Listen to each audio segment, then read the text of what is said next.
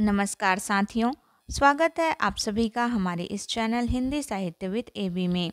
जैसा कि आप सभी जानते हैं कि हम तैयारी कर रहे हैं आपके यूजीसी नेट हिंदी के एग्ज़ाम की, और इसके लिए हमारे चैनल पर वर्तमान में निबंध की श्रृंखला जारी है। इस क्रम में हम 3-4 निबंध पढ़ चुके हैं, जैसे नाखून क्यों बढ़ते हैं, कविता क्या है, भारतवर्ष उन्नति कैसे हो सकती है। ये सारे निबंध हम पढ़ चुके हैं और आज का हमारा निबंध है उत्तरा फाल्गुनी के आसपास, जिसे लिखा है कुबेरनाथ राय जी ने।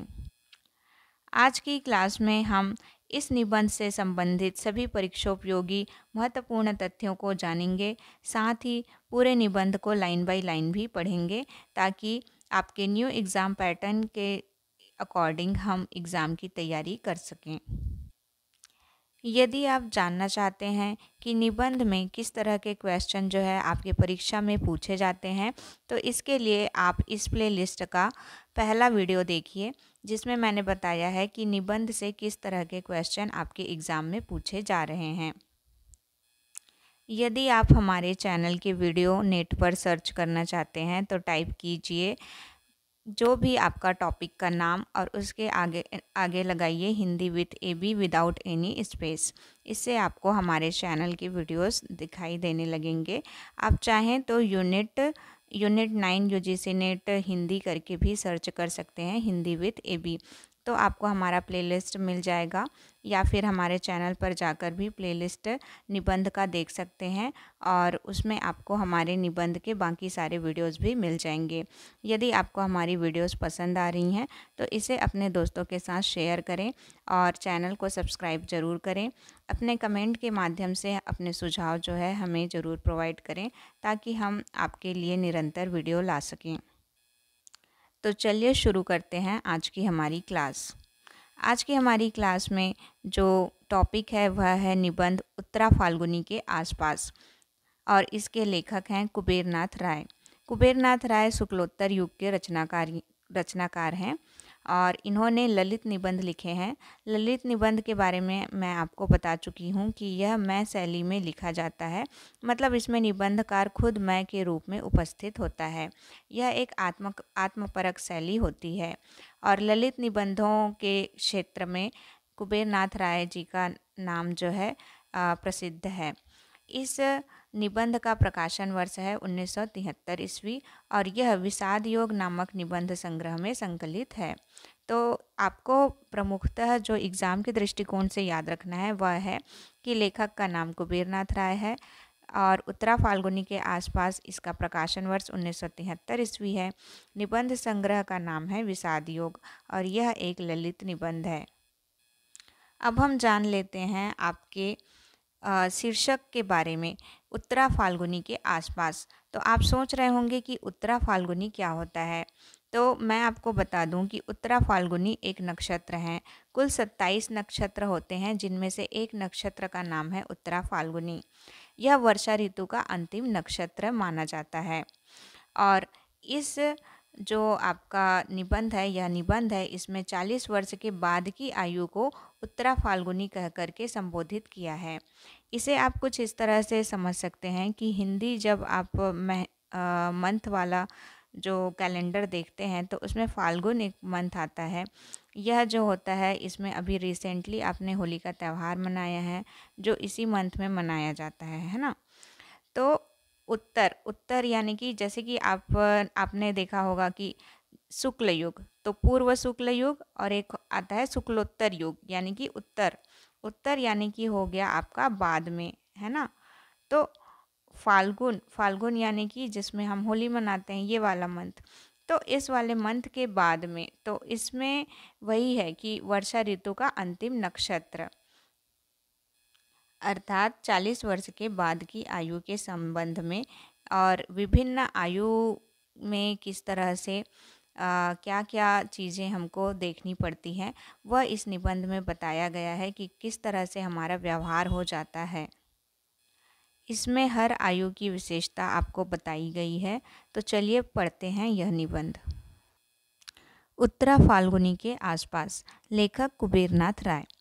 वर्षा ऋतु की अंतिम नक्षत्र है उत्तरा फाल्गुनी। देखिए पहली ही लाइन आपकी बता रही है कि उत्तरा फाल्गुनी क्या है।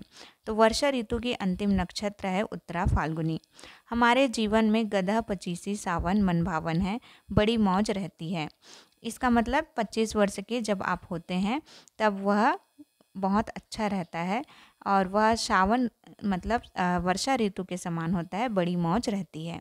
परंतु 27वें के आते आते घनघोर भाद्रपद के अशनि संकेत मिलने लगते हैं। लेकिन जब आप 27 वर्ष के हो जाते हैं तो धीरे धीरे भाद्रपद आने लगता है, यानी जीवन में थोड़ी सी स्लोनेस आने लगती है, थोड़ा सा धीमापन आने लगता है और अशनि संकेत मिलने लगते हैं। और 30 के वर्षों में हम विद्युन्मय भाद्रपद के काम क्रोध और मोह का तमिश्र सुख भोगते हैं। और 30 वर्ष के होते होते आप में ये जो काम क्रोध मोह है ये सब आपके में आने लगते हैं। इसी काल में आप अपने अपने स्वभाव के अनुसार हमारी शिक्षा कृतार्थ होती है, यानी अपने अपने स्वभाव के अनुसार आप जो भी सीखते हैं वह सब इसी उम्र में होता है। 25 से 30 वर्ष के आयु का बता दिया इन्होंने, 25 वर्ष, 27 वर्ष और 30 वर्ष। देखिए ये सब आप नोट करते हुए चलिए कि 25 वर्ष में सावन ऋतु का है, फिर 27 को मतलब भाद्रपद का है और 30 वर्ष में आपका ये काम क्रोध और मोह है, तो ये आपको याद रहना चाहिए। फिर 40वें लगते लगते हम भाद्रपद की अंतिम नक्षत्र उत्तरा फाल्गुनी में प्रवेश कर जाते हैं।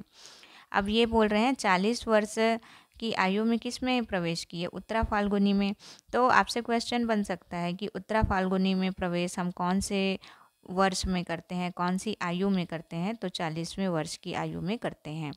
और 2-4 वर्ष बाद अर्थात उत्तरा फाल्गुनी के अंतिम चरण में जरा और जीर्णता की आगमनी का समाचार काल तुरंग दूर से ही हिनहिनाकर दे जाता है। यानी कि उत्तरा फाल्गुनी के अंतिम चरण में जरा यानी कि बूढ़ापन, बुजुर्ग जब हो जाते हैं तो इसका आगमन होने लगता है। मतलब 40 साल के हुए, 40 साल के 2-4 वर्ष बाद यानी कि अब आप हो गए 44-45 वर्ष, तो इस समय आपको बुढ़ापे का एहसास होने लगता है, उसके आगमन की सूचना आपको मिल जाती है। फिर वास्तव में सृजन संपृक्त सावधान सतर्क सचेत और कर्मठ जीवन जो हम जीते हैं वह है 30 से 40 के बीच। तो बोल रहे हैं कि 30 से 40 के बीच जो हम जीवन जीते हैं उसमें हम होते हैं बहुत ही कर्मठ, काम करने वाले, बहुत ही सावधान और सतर्क। फिर 40 से 45 तक उत्तरा फाल्गुनी का काल है। फिर 40 से 45 तक आपका उत्तरा फाल्गुनी काल चलता है।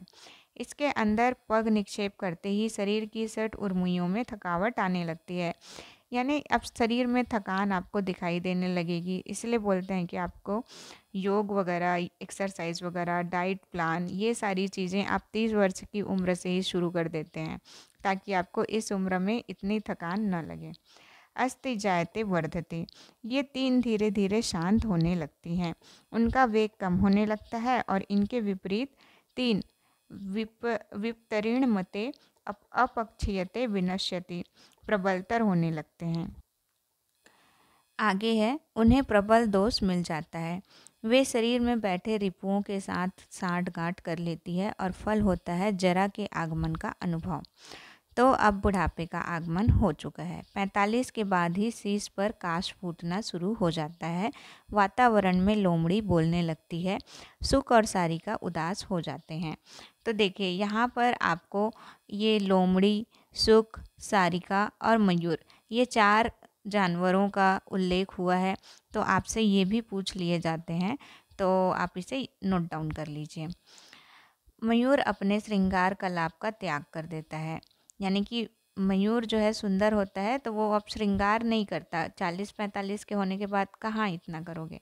और मानस की उत्पल वर्णा मारकन्याएं चोवा चंदन और चित्र सारी त्याग कर प्रव्रज्या का बलकल वसन धारण कर लेती है। अतः बचपन भले निर्मल प्रसन्न हो, गदह पचीसी भले ही मधु मधनी मधुनी हो, परंतु जीवन का वह भाग जिस पर हमारे जन्म लेने की सार्थकता निर्भर है 25 और 40 या ठेल ठाल कर 45 के बीच पड़ता है। यानी कि लेखक कह रहे हैं कि 25 वर्ष से लेकर के 45 वर्ष के बीच का जो समय होता है, उसमें हमारा जीवन जो है सार्थकता, जीवन की जन्म लेने की सार्थकता जो है निर्भर करती है। इसके पूर्व हमारे जीवन की भूमिका या तैयारी का काल है। तो आप 25 वर्ष के होते तक, 0 से लेकर के 25 वर्ष तक आप तैयारी करते हैं, ताकि आप 25 से 45 वर्ष को आराम से जी सकें, है ना? इसके बाद फलागम या निमिसिस की प्रतीक्षा है। निमिसिस का अर्थ है फल आगम, यानी कि अब क्या परिणाम आने वाला है आपके 25 वर्ष की मेहनत का, इसकी प्रतीक्षा रहती है। तो आप यहाँ पर निमिसिस यानी फलागम करके नोट कर सकते हैं। ये आपसे पूछा जा सकता है कि निमिसिस शब्द का क्या अर्थ है। जो हमारे हाथ में था, जिसे करने के लिए हम जन्मे थे, वह वस्तुतः घटित होता है 25 और 45 के बीच। इसके बाद तो मन और बुद्धि के वानप्रस्थ लेने का काल है। देह भले ही 1 मधु 2 मधु असंख्य मधु 60 वर्ष तक भोगती चले, इस 25-45 की अवधि में ही असल हीर चलती है तिसोत्तरी। तिसोत्तरी के वर्षों का स्वभाव सांड पर चढ़ी तलवार की तरह है। वर्ष प्रति वर्ष उन पर नई धार या नया तेज चढ़ता जाता है 40वें वर्ष तक, है ना? तो 30 से 40 तक जब आप आते हैं तो उसमें नया धार, नया तेज चढ़ता चले जाता है। मुझे क्रोध आता है उन लोगों पर जो विधाता ब्रह्मा को बूढ़ा कहते हैं और चित्र में तथा प्रतिमा में उन्हें वयोवृद्ध रूप में चित्रित करते हैं। देखिए, आपको शिव, विष्णु इनके जो है वयोवृद्ध रूप नहीं दिखेंगे, दाढ़ी वगैरह बना के चित्रित नहीं करते, लेकिन ब्रह्मा को कैसे चित्रित करते हैं? दाढ़ी वगैरह उनकी बनी रहती है, सफ़ेद दाढ़ी, वो भी तो वयोवृद्ध के रूप में प्रस्तुत करते हैं। तो वो बोल रहे हैं लेखक जो है कि मुझे ऐसे लोगों पर क्रोध आता है। मैंने दक्षिण भारत के एक मंदिर में एक बार ब्रह्मा की एक अत्यंत सुंदर तिसोत्तर युवा मूर्ति को देखा था। तो देखिए, ब्रह्मा की युवा मूर्ति को लेखक ने कहाँ देखा था? तो दक्षिण भारत के एक मंदिर में देखा था। कितने आयु की? 30 वर्ष के रहे होंगे ब्रह्मा जो है, युवा मूर्ति, है ना? देखकर ही मैं कलाकार की औचित्य मीमांसा पर मुग्ध हो गया। जो सर्जक है, जो सृष्टि करता है, वह निश्चय ही चिर युवा होगा। प्राचीन या बहुकालीन का अर्थ जर्जर या बूढ़ा नहीं होता है। जो सर्जक है, पिता है, प्रॉफिट यानी भी पिता से ही संबंधित, है ना? नई लीग का जनक है, प्रजाता है, वह रूप माधव या रोमांटिक काम किशोर भले ही न हो, परंतु वह दांत छरा, बाल छरा, गलितम पलितम मुंडम कैसे हो सकता है? दांत छरा यानी जिसके दांत ना हो, बाल झड़ गए हों, तो ये बेसिकली बूढ़ापे का संकेत। तो ये कैसे हो सकते हैं? वो युवा ही रहे होंगे, जो सृष्टि करता है वो युवा ही रहा होगा। उसे तो अनुभवी पुंगव तिसोत्तर युवा के रूप में स्वीकारना होगा। जवानी एक चमाचम, धारदार खड्ग है, खड्ग यानी तलवार।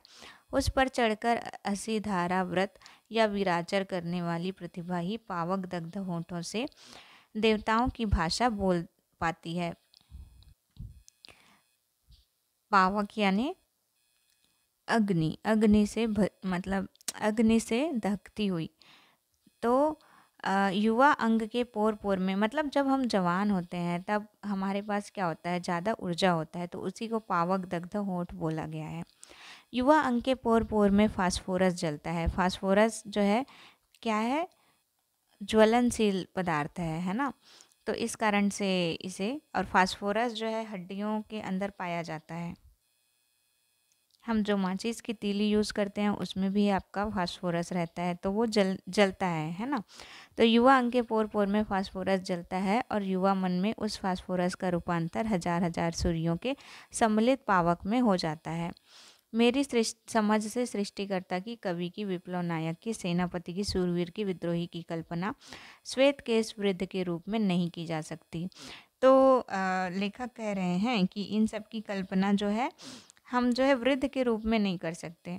तो जिस तरह सृजनकर्ता जो है उसके मन में क्या है, मतलब सृजनकर्ता एक नायक है। तो एक नायक जो है युवा होता है, उसमें एनर्जी होती है, उसके मन में ये सब, ये बोला है ना कि युवा अंग का पोर पोर में फास्फोरस जलता है, तो वो जो है एक तरह से जवान ही होगा, ऐसा लेखक का मानना है।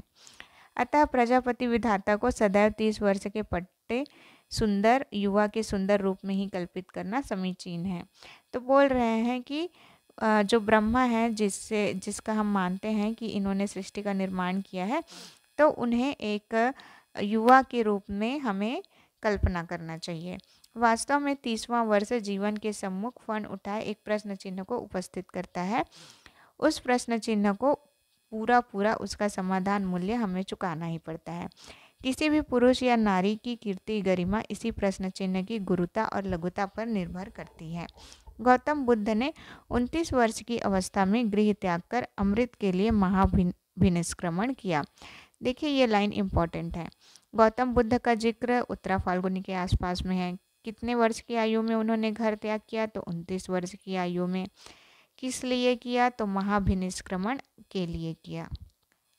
एक्चुअली महाभिनिष्क्रमण का अर्थ ही है घर त्यागना। तो इस तरह से लेखक कहना चाह रहे हैं कि 30वां वर्ष, देखिए 30वां वर्ष, और गौतम बुद्ध भी 29 वर्ष के थे, यानी यही जो समय होता है वो इम्पोर्टेंट होता है, ऐसा लेखक का कहना है। यीशु क्राइस्ट ने 30 वर्ष की अवस्था में अपना प्रथम संदेश दिया था। देखिए सब 30 वर्ष के आसपास ही सब कुछ न कुछ उनके मन में कुछ टर्निंग पॉइंट आ रहा है जीवन में, ये बोलना चाह रहे हैं। अपना प्रथम संदेश सरमन ऑन द माउंट, तो देखिए यीशु क्राइस्ट के प्रथम संदेश का क्या नाम था? तो सरमन ऑन द माउंट। ये सब नोट करते हुए चलिए। कितने वर्ष की अवस्था में उन्होंने प्रथम संदेश दिया? तो 30 वर्ष की आयु में। गिरि शिखिर प्रजनन, तो सरमन ऑन द माउंट का हिंदी अनुवाद क्या है? गिरि शिखिर प्रजनन दिया था। देखिए माउंट यानी कि पर्वत, पर्वत को बोलते हैं गिरि, है ना, तो इसीलिए गिरि शिखर, पर्वत के शिखर, है ना, ऐसा इसका आप याद रख सकते हैं। और 33वें वर्ष में उन्हें सलीब पर चढ़ा दिया गया। सलीब यानी जो ऐसे बना रहता है ना, कीले ठुकी रहती है। उनका समूचा उपदेश काल 3 वर्ष से भी कम रहा। तो ये यीशु मसीह के बारे में बात हो रही है। यीशु क्राइस्ट को आपने देखा होगा, प्लस साइन का जो आपका रहता है इनका, तो इसमें इनको कील ठोक दिया गया रहता है। और वो 33वें वर्ष में, कौन से वर्ष में उन्हें सलीब पर चढ़ाया गया था? तो 33वें। तो इनके यीशु क्राइस्ट के आपको 2 उम्र याद रखने हैं। एक है 30 वर्ष, 30 वर्ष की उम्र में वे अपना प्रथम संदेश देते हैं, सरमन ऑन द माउंट। और 33वें वर्ष की आयु में उन्हें सलीब पर चढ़ा देते हैं, यानी कि ये जो प्लस साइन जो रहता है ना इस पर। उसका समूचा उपदेश काल 3 वर्ष से भी कम रहा, यानी कि 30 से लेकर 33 के बीच में उन्होंने अपने उपदेश दिए, यानी कि लगभग 2.5 से 3 साल, मतलब 3 वर्ष से भी कम उन्होंने अपना उपदेश दिया। इतना कम समय मिला उनको उपदेश देने का, ये बोल रहे हैं। वाल्मीकि के अनुसार रामचंद्र को भी 30 के आसपास ही, वास्तव में 27 वर्ष की आयु में वनवास हुआ था।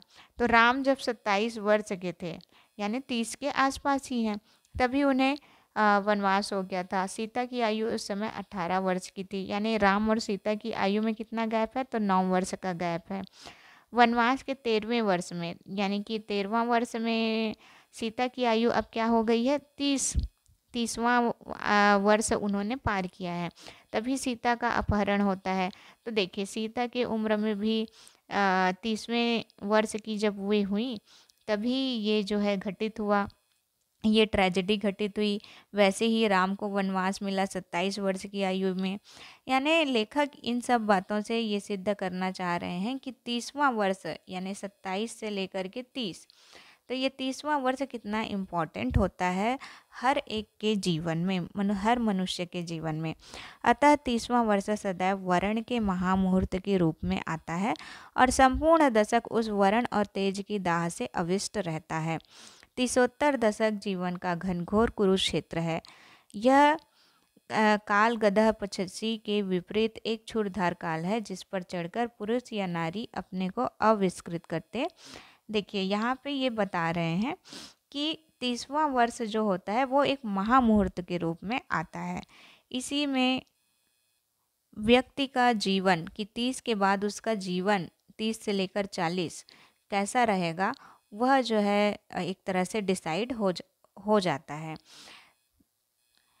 तो ये बोल रहे हैं कि यह काल, यानी कि ये जो 30 के बाद का जो काल होता है वह आपके 25 वर्ष के आयु के मतलब बहुत विपरीत होता है। 25 वर्ष की आयु में आप क्या करते हैं? आप जो है मौज मस्ती करते हैं, लेकिन जब आप 30 से 40 वर्ष की आयु में आते हैं तब आपके ऊपर जिम्मेदारियां आ जाती हैं, है ना? अपने मर्म और धर्म के प्रति अपने को सत्य करते हैं तथा अपनी अस्तित्वगत महिमा उद्घाटित करते हैं, अथवा कम से कम ऐसा करने का अवसर तो अवश्य पाते हैं। यानी हम अपने अस्तित्व की खोज में लगे रहते हैं 30 से 40 वर्ष। उसमें अपना जो भी हम काम करते हैं वह इसी समय होता है। जो भी समाज में मान सम्मान या फिर आपको कुछ करना है तो वह आप इसी उम्र में करेंगे। 40 लगने के बाद 45 तक यथास्थिति की उत्तरा फाल्गुनी चलते रहती है, पर इसमें ही जीवन की प्रतिकूल और अनुकूल उर्मियाँ परस्पर के संतुलित को खोना प्रारंभ कर देती हैं और प्राण शक्ति अवरोहण की ओर उन्मुख हो जाती है। अब वे बोल रहे हैं कि जब हम 30 से 45 तक की आयु हम जब जीवन जीते हैं तो 45 के बाद क्या होता है? प्राण शक्ति जो है अब कम होने लगती है। अब हम मृत्यु की ओर अग्रसर होने लगते हैं, है ना? तो वही उन्होंने लिखा है कि प्राण शक्ति अवरोहण की ओर उन्मुख हो जाती है। इसके बाद अनुकूल उर्मियाँ स्पष्टतः थकहर होने लगती हैं। यहाँ पर उर्मिया शब्द का अर्थ है बहाव, लहर, है ना? ये इसका अर्थ है। तो इसके बाद अनुकूल उर्मियाँ स्पष्टतः थकहर होने लगती हैं। यानी जब आप 45 पार कर जाते हैं तब अब जीवन में प्रवाह स्लो हो जाता है ना? लहर कम हो जाती है। इस बहुत धीमा गति से जीवन चलने लगता है और प्रतिकूल उर्मियाँ प्रबल होकर देह की गांठ गांठ में बैठे रिपुओं से मेल कर बैठती हैं। यानी कि जो अनुकूलता है वो समाप्ति की ओर हो जाती है, और प्रतिकूलता यानी कि आपका अब शरीर थकने लगता है, उसमें बहुत सारी बीमारियां आने लगती हैं, हाथ पैर में थकावट आ जाती है ना?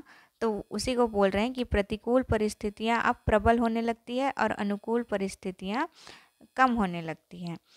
तो प्रतिकूल उर्मियाँ प्रबल होकर देह की गांठ गांठ में बैठे रिपुओं से मेल कर बैठती हैं। यहाँ पर रिपु शब्द का अर्थ क्या है? दुश्मन या शत्रु। तो वो बता रहे हैं कि प्रतिकूल परिस्थितियाँ आपके क्या बोलना चाहिए, आपके देह की गांठ गांठ में, यानी कि शरीर के हर अंग में, तो वो शत्रुओं से जाकर के मिल बैठती हैं। यानी अब आपको सारी परेशानियां जो है होने लगती हैं, मन हारने लगता है, सृष्टि अनाकर्षक और रति प्रतिकूल लगने लगती है, बुद्धि का तेज घट जाता है। यानी कि अब बुद्धि जो है आपकी पहले जैसे नहीं काम करती, आपका मतलब जो शरीर में पूरी थकान आ जाती है, ऐसा बोल रहे हैं।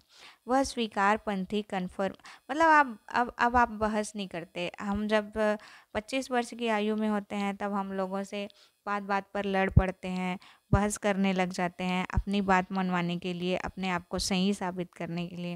लेकिन जब आप 45 वर्ष की आयु तक पहुंचते हैं तब हम इतना ज़्यादा तर्क वितर्क ये सब नहीं करते, हम शांत रहना पसंद करते हैं, बहसबाजी नहीं करते। ये जो है बोल रहे हैं वे, बुद्धि का तेज घट जाता है और वह स्वीकारपंथी, अब लगता है कि चलो स्वीकार कर लो, जैसे मिल रहा है वो स्वीकार कर लो।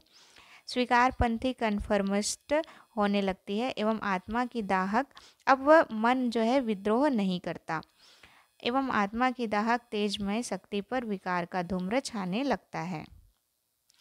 विकार यानी अब आपकी जो आत्मा में जो अग्नि धधकती रहती है, वहाँ पर बोला था ना पावक दग्ध, तो वैसा नहीं रहता, अब जो है विकार छाने लगता है। मैं तो यहाँ पर 45वें वर्ष की बात कर रहा हूँ। मतलब देखिए 45वें वर्ष तक आते आते मनुष्य क्या हो जाता है? स्वीकारपंथी हो जाता है। परंतु मुझे स्मरण आती है दोस्ती वश की, जिसने 40 के बाद ही जीवन को धिक्कार दिया था। देखिए किसने जीवन को 40 वर्ष के बाद धिक्कार दिया था? तो दोस्ती वश की, इसका नाम है, नोट डाउन कर लीजिए। मैं 40 वर्ष जी चुका। 40 वर्ष ही तो असली जीवन काल है। तुम जानते हो कि 40वां माने चरम बुढ़ापा। दरअसल 40 से ज़्यादा जीना असभ्यता है, अश्लीलता है, अनैतिकता है। भला 40 से आगे कौन जीता है? मूर्ख लोग और व्यर्थ लोग। नोट्स फ्रॉम अंडरग्राउंड से, नोट्स फ्रॉम अंडरग्राउंड इनकी बुक रही होगी, तो ये भी याद कर लीजिए।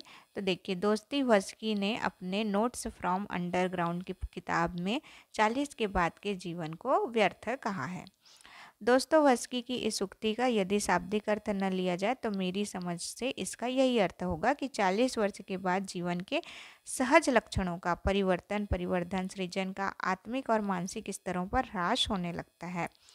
यानी कि अब आपका आत्मिक और मानसिक स्तर पर क्या होने लगा है? ह्रास होने लगा है। ह्रास यानी विनाश। अब सब नष्ट होने लगता है धीरे धीरे। पर मैं साठा तब पाठा की उक्ति वाली गंगा की कछार का निवासी हूँ। तो अपने भारत में क्या चलता है? साठा तब पाठा। तो ये गंगा की कछार के निवासी, इनका जो उक्ति है, ये वाली उक्ति से जो लेखक हैं वे इसी उक्ति से प्रभावित हैं। इसी से वह इस अवधि को 5 वर्ष और आगे बढ़ाकर देखता है ना। तो इसी कारण से लेखक इस अवधि को 5 वर्ष और आगे बढ़ाकर यानी 45 की जगह 50, है ना। यद्यपि दोस्तोयेव्स्की की मूल थीसिस मुझे सही लगती है। हालांकि लेखक को ये जो 45 वर्ष की आयु वाली है, 40 वर्ष के बाद व्यर्थ वाली, वो उनको सही लगती है, लेकिन फिर भी वे जो है उसको और थोड़ा आगे बढ़ा करके देखते हैं, यानी कि वो 50 वर्ष की आयु तक देखते हैं। शक्ति क्षय की प्रक्रिया 40 के बाद ही प्रारंभ हो जाती है, यद्यपि वह अस्पष्ट रहती है। मैं इस समय 1972 ईस्वी अपना 38वां पावस झेल रहा हूँ। देखिए, ये जो निबंध है वो प्रकाशित 1973 में हुआ है और 1972 में ये लिख रहे हैं। कब लिखा गया है? तो 1972 में लिखा गया है। तो ये क्योंकि इन्होंने खुद ही बता दिया ना, मैं इस समय 1972 ईस्वी अपना 38वां पावस झेल रहा हूँ, यानी 38 साल के हैं लेखक। तो ये लिखते समय लेखक की आयु कितनी थी, यह क्वेश्चन बन सकता है कि उत्तरा फाल्गुनी के आसपास निबंध को लिखते समय लेखक की आयु कितनी थी? तो 38 साल की थी। 38 वर्ष उनकी उम्र थी। पूर्वा फाल्गुनी का विकारग्रस्त यौवन जल पी पीकर मैं क्षिप्त से भी आगे एक पग विक्षिप्त हो चुका हूँ और शीघ्र ही मोहमूढ़ होने वाला हूँ। भाद्र की पहली नक्षत्र है मघा। तो देखिए, ये भी नोट कर लीजिए कि भाद्र की पहली नक्षत्र क्या है? मघा है। मघा में क्या है? अगाध जल है। पृथ्वी की तृषा, आश्लेषा और मघा के जल से ही तृप्त होती है। तो पृथ्वी की जो प्यास है, तृषा है, तृष्णा है, वह जो है इसी मघा के जल से ही तृप्त होती है, यानी बारिश होती है इसी में। यदि मघा में धरती की प्यास नहीं बुझी तो उसे अगले संवत्सर तक प्रतीक्षा करनी पड़ती है, यानी अगले साल तक अब उसको प्रतीक्षा करनी पड़ेगी यदि प्यास न बुझे, यानी वर्षा अच्छी ना हो। न केवल परिमाण में बल्कि गुण में भी मघा का जल श्रेष्ठ है। तो परिमाण यानी मात्रा, तो मात्रा में ही नहीं बल्कि गुण में भी मघा का जल क्या है? श्रेष्ठ है। मघा में इसकी झड़ी झकोर का स्तवगान कवि और किसान दोनों खूब करते हैं। बरसे मघा झकोरी झकोरी, ये लाइन आप ध्यान रखिए। मोर दुई नैन चुवे जस ओरी। तो पूछ सकते हैं ये लाइन देकर कि यह किस निबंध में आया है? तो उत्तरा फाल्गुनी के आसपास। मघा बरसी मानो दूध बरसा, मधु बरसा। इस मघा के बाद आती है पूर्वा फाल्गुनी, जो बड़ी ही रद्दी कंडम नक्षत्र है। पूर्वा फाल्गुनी नक्षत्र का भी जिक्र है। देखिए, कौन कौन से नक्षत्र का जिक्र है वो सब आप याद रखिए। एक तो आपकी पहली नक्षत्र हो गई मघा, फिर है पूर्वा फाल्गुनी नक्षत्र, है ना। तो ये बोल रहे हैं कि रद्दी कंडम नक्षत्र है। इसका पानी फसल जायदाद के लिए हानिकारक तो है ही, उत्तर भारत में बाढ़ वर्षा का भय भी सर्वाधिक इसी नक्षत्र काल में रहता है। तो देखिए, कौन सी वर्षा अच्छी होती है? तो मघा नक्षत्र की। और पूर्वा फाल्गुनी क्या है? तो वो हानिकारक है, इससे बाढ़ आती है ना। इसी से उत्तर भारतीय गंगा तीरी किसान इसे एक कीर्तिनाशा कर्मनाशा नक्षत्र मानते हैं। तो कीर्तिनाशा कर्मनाशा नक्षत्र किसे मानते हैं? तो पूर्वा फाल्गुनी को। इसके बाद आती है उत्तरा फाल्गुनी। अब पूर्वा फाल्गुनी के बाद आती है उत्तरा फाल्गुनी, भाद्रपद की अंतिम नक्षत्र, है ना। और उत्तरा फाल्गुनी क्या है, भाद्रपद की अंतिम नक्षत्र है, जो समूचे पावस में मघा के बाद दूसरी उत्तम नक्षत्र है। तो मघा सबसे अच्छी नक्षत्र मानी गई है और उत्तरा फाल्गुनी को सेकंड नंबर पे रखा गया है। इसका पानी स्वास्थ्यप्रद और सौभाग्यकारक होता है। इस 38वें पावस में अपने जीवन का पूर्वा फाल्गुनी काल भोग रहा हूँ, यद्यपि साथ साथ द्वार पर उत्तरा फाल्गुनी का आगमन भी देख रहा हूँ। 40 आने में अब कितनी देर ही है। तो लेखक कह रहे हैं जब वे 38 साल के हैं तब जो है वे पूर्वा फाल्गुनी काल भोग रहे हैं और ये ख़त्म होने वाला है ना। पूर्वा फाल्गुनी काल अब ख़त्म होने वाला है और वे उत्तरा फाल्गुनी का आगमन अब देख रहे हैं, क्योंकि अब 40 वर्ष के होने ही वाले हैं। अतः आज पूर्वा फाल्गुनी का अंतिम पान पत्र मेरे होठों में संलग्न है। क्रोध मेरी खुराक है, लोभ मेरा नयनंजन है और काम भुजंग मेरा क्रीड़ा सहचर है। तो देखिए 3 चीज़ें इन्होंने बताई हैं।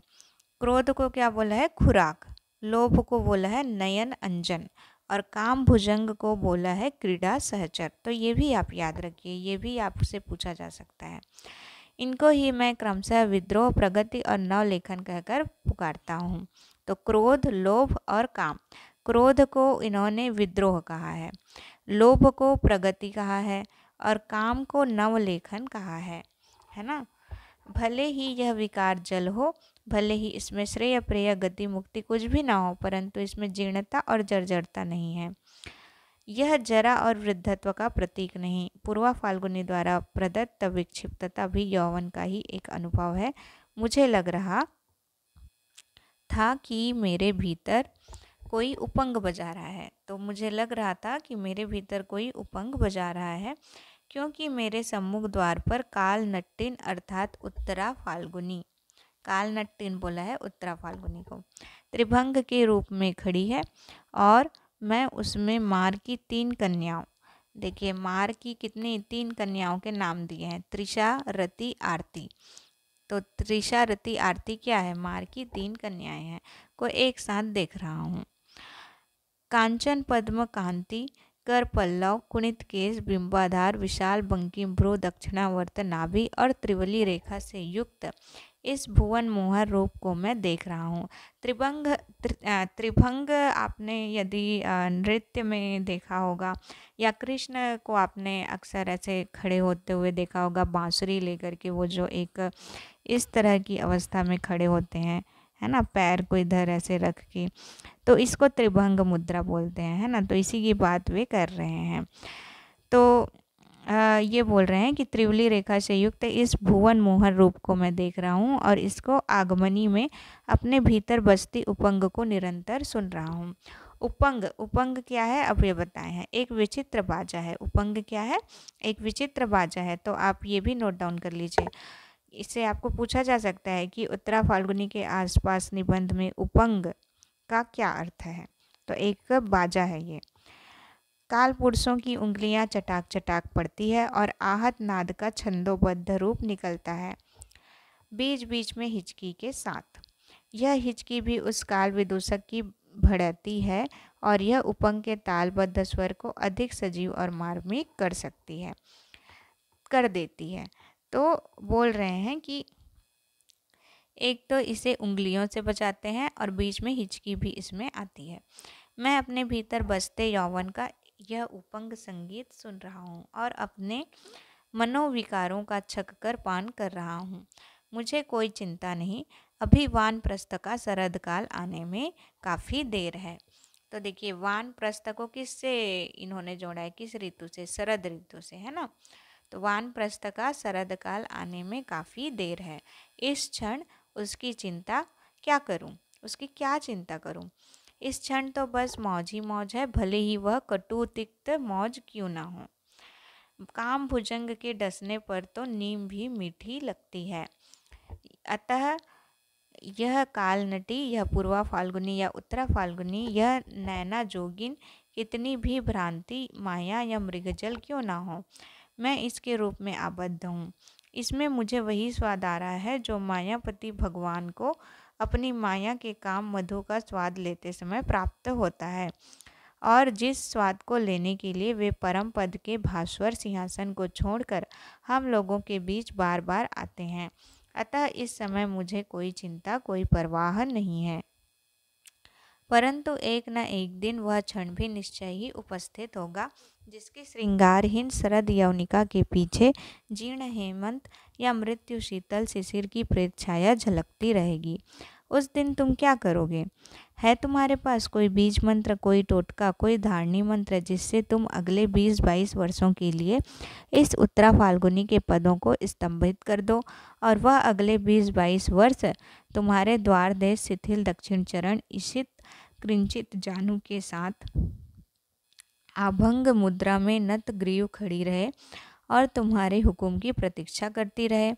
है कोई ऐसा जीवन दर्शन, ऐसा सिद्धाचार, ऐसी काया सिद्धि जिससे बाहर बाहर शरद शिशिर पतझर हेमंत आए और जूझते हार खाते चले जाएं, परंतु मनस की द्वार दहरी पर यह उत्तरा फाल्गुनी की एक रस 60 वर्ष की आयु तक बनी रहे?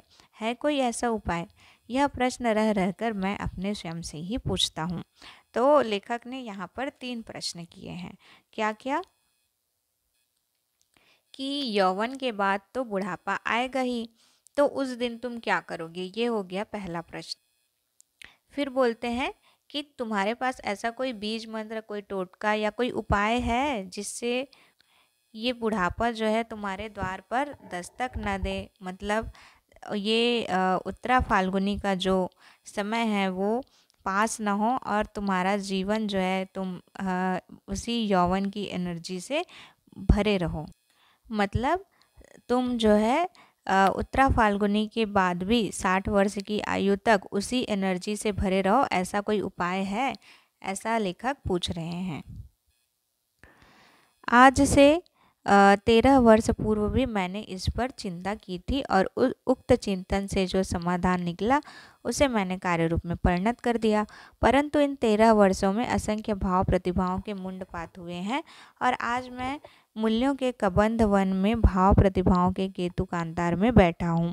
आज जगत वही नहीं रहा जो 13 वर्ष पूर्व था। एक ग्रीक दार्शनिक की उक्ति है, एक नदी में हम दोबारा हाथ नहीं डाल सकते क्योंकि नदी की धार क्षण प्रति क्षण ही और होती जा रही है। काल प्रवाह भी एक नदी है। यानी कि एक ग्रीक दार्शनिक है जो बोल रहे हैं कि हम एक नदी में, ये बात शायद जैन दर्शन या बौद्ध दर्शन में भी आती है कि आप एक नदी में दोबारा नहीं नहा सकते, क्योंकि जब तक आपने जो पहला पैर डाला तब पानी कुछ और था, फिर धारा बहली, फिर आपने दूसरा पैर डाला तो दूसरा पानी आ गया। तो वही बोल रहे हैं कि एक नदी में आप दोबारा हाथ नहीं डाल सकते क्योंकि पानी तो बह जाता है, पानी जो है अलग हो जाता है ना। तो काल प्रवाह भी एक नदी है और इसकी भी कोई बूंद स्थिर नहीं है। तो वैसे ही समय का प्रवाह है कि वह भी स्थिर नहीं है, चलते ही जा रहा है। आप एक ही समय को दोबारा नहीं जी सकते। अतः शताब्दी के 8वें दशक के इस प्रथम चरण में मुझे उसी प्रश्न को पुनः पुनः सोचना है। कैसे जीर्णता या जरा को यदि संपूर्णता जीतना असंभव हो तो भी काफ़ी फांकी देकर यथासंभव दूरी तक वंचित रखा जाए। यानी कि बुढ़ापे से कैसे दूर रहा जाए यथासंभव, कैसे अपने दैहिक यौवन को नहीं तो मानसिक यौवन को ही निरंतर धारदार और चिरंजीवी रखा जाए। यानी मानसिक रूप से आप कैसे युवा रहो, ऊर्जावान रहो। उस दिन तो मैंने सीधा सीधा उत्तर ढूंढ निकाला था, ययाति की तरह पुत्रों से यौवन उधार लेकर। तो देखिए ययाति का जिक्र आया है जिन्होंने अपने पुत्रों से यौवन को क्या लिया था, उधार लिया था। तो इसी तरह से हम भी अपने यौवन को क्या कर सकते हैं, बोल रहे हैं मतलब अंत तक रख सकते हैं, 60 वर्ष की आयु तक। तो ये इन्होंने उत्तर ढूंढा है कि ययाति की तरह पुत्रों से यौवन उधार लेकर के अपने आप को चिरंजीवी रखा जा सकता है। अर्थात मैं कोई नौकरी न करके कॉलेज में अध्यापन करूं तो मुझ 55 या 60 वर्ष की आयु तक युवा शिष्य शिष्याओं के मध्य वास करने का अवसर सुलभ होगा। तो बोल रहे हैं कि यदि मैं अध्यापन करने लग जाऊं और जो आपके शिष्य होंगे वो तो युवा होंगे ना, तो उनके बीच जब मैं रहूँगा तो मेरा मानसिक स्तर पर मैं युवा बना रहूँगा। मैं इनकी आशा, आकांक्षा, उत्साह, साहस, उद्यमता आदि से वैसे ही अनुप्राणित और आविष्ट रहूँगा जैसे चुंबकीय आकर्षण क्षेत्र में पड़कर साधारण लोहा भी चुंबक बन जाता है। तो इन्होंने देखिए ऐसे तुलना की है कि अगर हम किसी चुंबकीय क्षेत्र में किसी लोहे को रख दें तो वो भी एक दिन चुंबक बन जाता है। तो इसी तरह जब आप युवा लोगों के बीच में रहेंगे तो आपका मन भी युवा बना रहेगा। परंतु विगत दशक के अंतिम 2 वर्षों में जब मेरे ये बाल खिले सहचरण छिन्नमस्ता राजनीति में रंगरूट बनने लगे, जब इन्होंने मेरे गुरुओं गांधी, विवेकानंद, विद्यासागर, सर आशुतोष, देखिए 4 लोगों का जिक्र है, गांधी, विवेकानंद, विद्यासागर और सर आशुतोष। तो इनको याद रखिएगा, नोट डाउन कर लीजिए कि प्रतिमाओं का एवं उनके द्वारा प्रतिपादित मूल्यों का अनर्गल मुंडपात करना शुरू कर दिया। जब इनके नए दार्शनिकों ने कहना प्रारंभ किया कि अध्यापक और छात्र के बीच भी श्रेणी शत्रुओं का संबंध है, क्योंकि अध्यापक भी स्थापित व्यवस्था का अंग है और व्यवस्था का भंजन ही श्रेष्ठतम पुरुषार्थ है, तब देश में घटित होती हुई इन घटनाओं पर विचार करके और क्रांति तथा नई पीढ़ी के दार्शनिकों यथा हिबर्ट मार्क्यूस, चे ग्वारा, ब्रेंडिट कोहन, ये देखिए इनका नाम भी आया है, ये भी याद रखिए, आदि की चिंतन धारा से यथासंभव अल्प स्वल्पे परिचय पाकर के मैं इस निष्कर्ष पर पहुंचा कि मैं इन अपने भाइयों, अपने हृदय के टुकड़ों के साथ जो आज छिन्नमस्ता राजनीति के रंगरूट हैं, कुछ ही दूर तक आधे रास्ते ही जा सकता हूँ। विविध प्रकार के नारों से आक्रांत ये नए पुरुरुआ यानी रवों, आवाज या नारों से आक्रांत या पूरित पुरुष, ययाति पुरानी पीढ़ी का प्रतीक है तो पुरुरुआ नई पीढ़ी का। तो देखिए ययाति को पुरानी पीढ़ी का प्रतीक माना है और पुरुरुआ को नई पीढ़ी का प्रतीक माना है। पुरुरुआ का शब्दार्थ है आवाज या नारों से आक्रांत पूरित पुरुष। तो यदि मुझे यौवन उधार देंगे तो भी बदले में मुझे भी गबंध में रूपांतरित होने को कहेंगे, और मैं कैसे अपना चेहरा, अपनी आत्मसत्ता, अपना व्यक्तित्व त्याग दूं? छिन्न मस्त पुरुष बनकर यौवन लेने से क्या लाभ? मतलब छिन्न मस्त पुरुष बन गए तो यौवन लेने से क्या लाभ? बिना मस्तक के, बिना अपने निजी नयन, मुख, कान के इस उधार प्राप्त नव यौवन का नया अर्थ होगा? मतलब क्या नया अर्थ होगा, ऐसा लेखक पूछ रहे हैं खुद से। रूप, रस, रंग और गान से वंचित रह जाऊंगा। केवल शिश्नोदर वाला व्यक्तित्व लेकर कौन जीवन यौवन भोगना चाहेगा? कम से कम बुद्धिजीवी तो ऐसा जीवन नहीं भोगना चाहेंगे। तो आत्मार्थ पृथ्वी त्यजेत, अतः मुझे चिर यौवन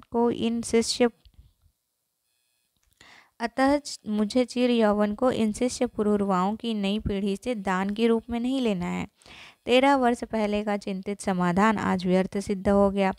मतलब लेखक बोल रहे हैं कि 13 वर्ष पहले मैंने ये ऐसा समाधान ढूंढा था कि हाँ भाई ऐसे ययाति की तरह यौवन उधार लेकर के इसका मतलब सॉल्यूशन निकाला जा सकता है, लेकिन आज जब वे 13 वर्ष बीत गए और आज वो इस जगह पर आ पहुँचे हैं तो आज व्यर्थ सिद्ध हो गया पहले का चिंतित समाधान। मुझे अन्यत्र चिर यौवन का अनुसंधान करना है, तो अब मैं किसी और जगह चिर यौवन ढूंढूंगा, ऐसा बोल रहे हैं। कहीं ना कहीं मेरे ही अंदर अमृता कला की गांठ होगी, उसे ही मुझे आविष्कृत करना होगा। जो बाहर बाहर अप्राप्य है वह सब कुछ भीतर भीतर सुलभ है। तो ये इम्पोर्टेंट लाइन है, जो बाहर बाहर अप्राप्य है वह सब कुछ भीतर भीतर सुलभ है। मतलब वे बोल रहे हैं कि अब मुझे इसका सॉल्यूशन अपने भीतर ही ढूंढना पड़ेगा, बाहर में इसका सॉल्यूशन नहीं मिलेगा। मैं अपने ही हृदय समुद्र का मंथन करके प्राण और अमृत के स्रोत किसी चंद्रमा को आविष्कृत करूंगा। 13 वर्ष पुराना समाधान आज काम नहीं आ सकता। मैं मानता हूँ कि समाज और शासन में शब्दों के व्यू के पीछे एक कपट पाला जा रहा है। मैं बाल खिल्लियों के क्रोध की सार्थकता को स्वीकार करता हूँ, पर साथ ही छिन्न मस्ता शैली के सस्ते रंगांध और आत्मघाती समाधान को भी मैं बेहिचक शील मुरावत को अस्वीकार करता हूँ। अपना मस्तक काटकर स्वयं उसी का रक्त पीना तंत्राचार वीराचार हो सकता है, परंतु यह न तो क्रांति है और न समर। पुरानी पीढ़ी का यक्षत्व मुझे भी अच्छा नहीं लगता। मैं भी चाहता हूँ कि वह पीढ़ी अब खिजाब आरसी का परित्याग करके संन्यास ले ले। शासन और व्यवस्था के पुतली घरों की मशीन कन्याएं उनकी बूढ़ी उंगलियों के सूत्र संचालन से ऊब गई हैं और उनकी गति में रह रहकर छंद पतन हो रहा है। यह बिल्कुल न्याय संगत प्रस्ताव है कि पूर्व पीढ़ी अपनी मनुस्मृति और कॉपीन बगल में दबाकर पुतली घर से बाहर हो जाए और नई पीढ़ी को अर्थात हमें और हमारे बाल खिल्लियों को अपने भविष्य के यश अपयश का पट स्वयं बुनने का अवसर दे, जिससे वे भी अपने कल्पित नक्शे और अपने अर्जित हुनर को इस कीर्ति पट पर काढ़ने का अवसर पा सकें। यह सब सही है, परंतु क्या इन सब बातों की संपूर्ण सिद्धि के लिए इस पुतली घर का ही अग्निदाह, पुरानी पीढ़ी द्वारा बुने कीर्ति पट के विस्तार का दाह, उनके श्रम फल का तिरस्कार आदि आवश्यक है? क्या ऐसा सब करना जो है एक आत्मघाती प्रक्रिया नहीं? इस स्थल पर डॉक्टर राधा कृष्णन या आचार्य विनोबा भावे, देखिए दोनों का फिर से जिक्र हुआ है, ये भी नोट डाउन कर लीजिए, की राय को उद्धृत करूं तो वह क्रांति के इन दुग्ध कुमारों के लिए कौड़ी की 3 ही होगी। अतः मैं लेनिन, देखिए लेनिन का भी जिक्र है, जैसे महान क्रांतिकारी की राय उद्धृत कर रहा हूँ, तो वो राधा कृष्णन विनोबा भावे की राय नहीं बता रहे हैं, वे बता रहे हैं लेनिन की राय। ये हैं क्रांतिकारी। 1922 ईस्वी में लेनिन ने लिखा था,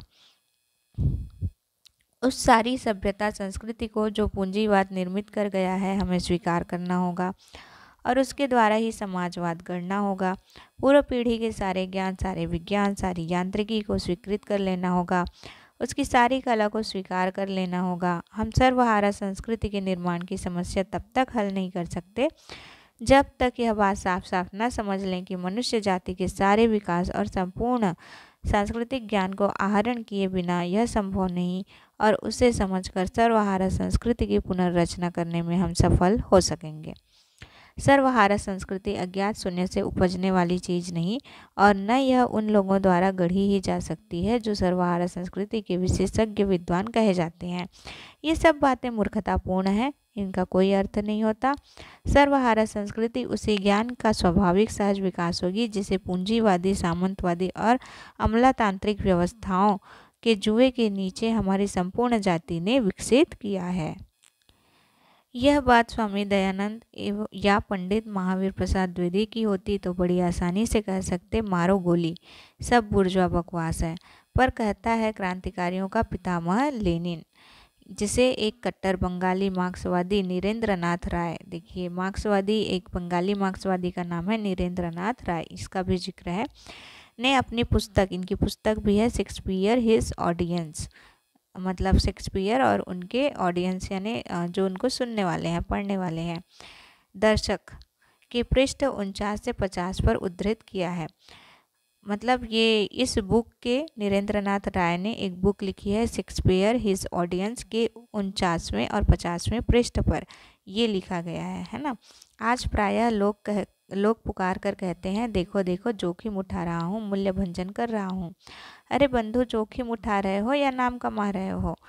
यह तो आज आप अपने को प्रतिष्ठित बनाने और जागृत सिद्ध करने का सबसे सटीक तरीका शॉर्टकट यानी तिरछा रास्ता है। जोखिम तुम नहीं उठा रहे हो, तुम तो धार के साथ बह रहे हो और यह बड़ी आसान बात है।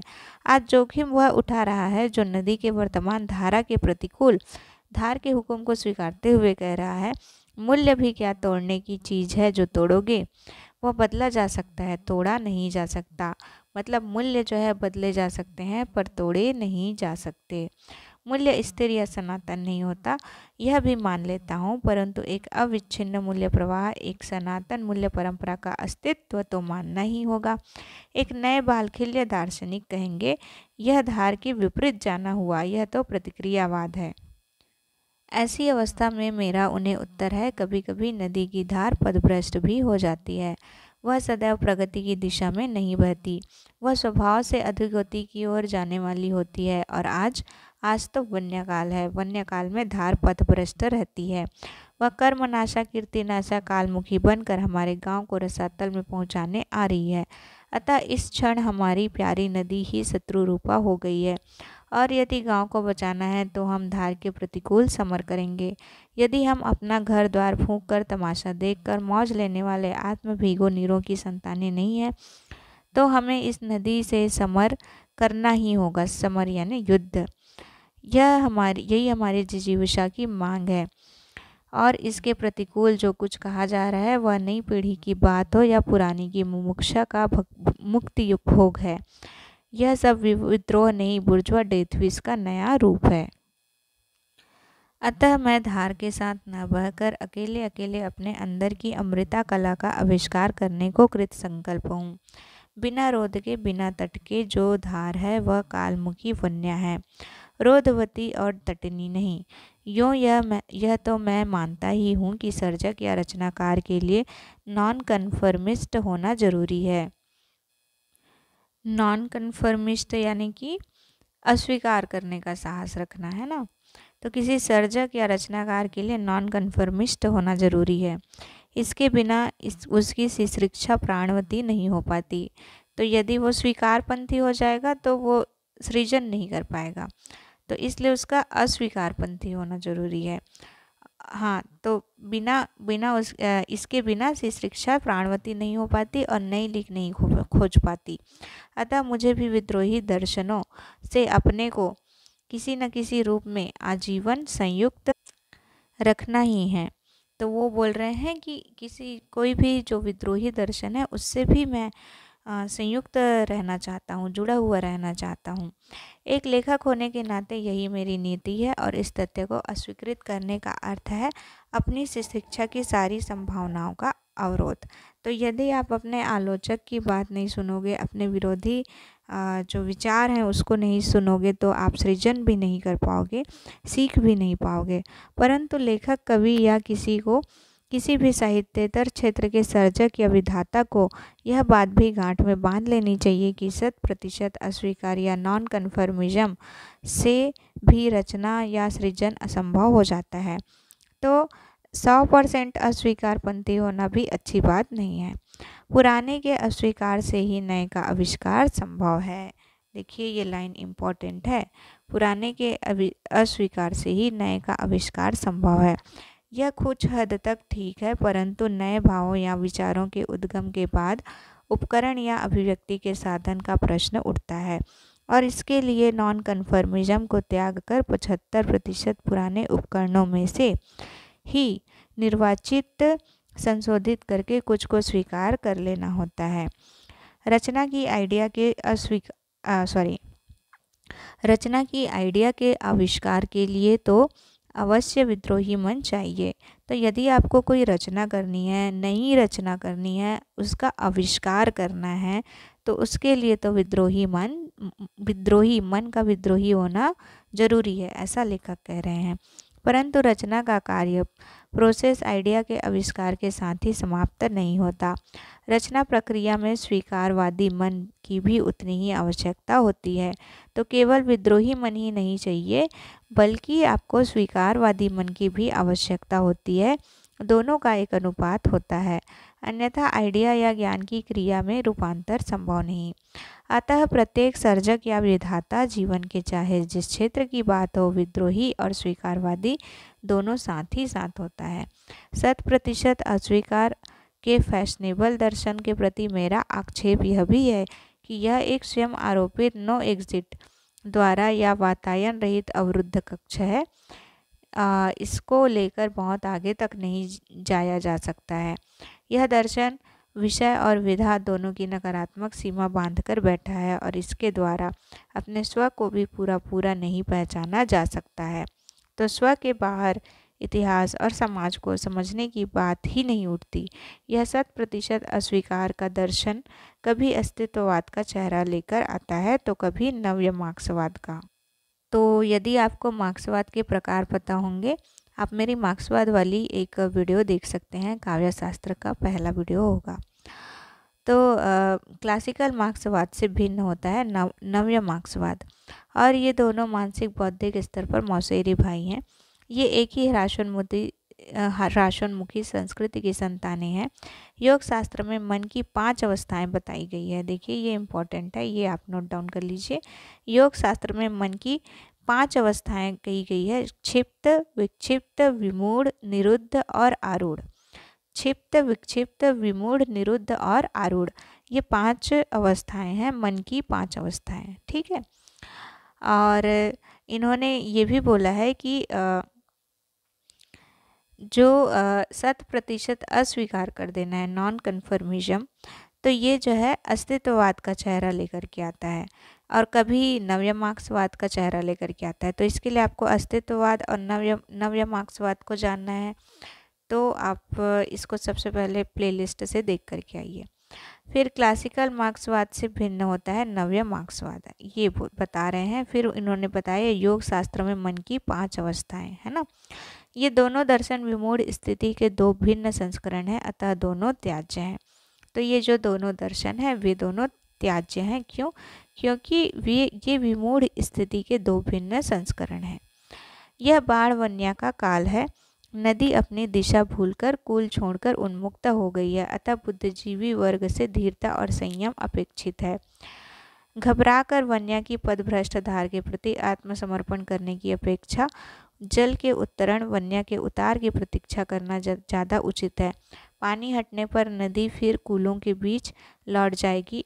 नदी अपनी सैया यदि बदल भी दे तो भी नई सैया के साथ कोई कूल, कोई अवरोध, तो उसे स्वीकार करना ही होगा।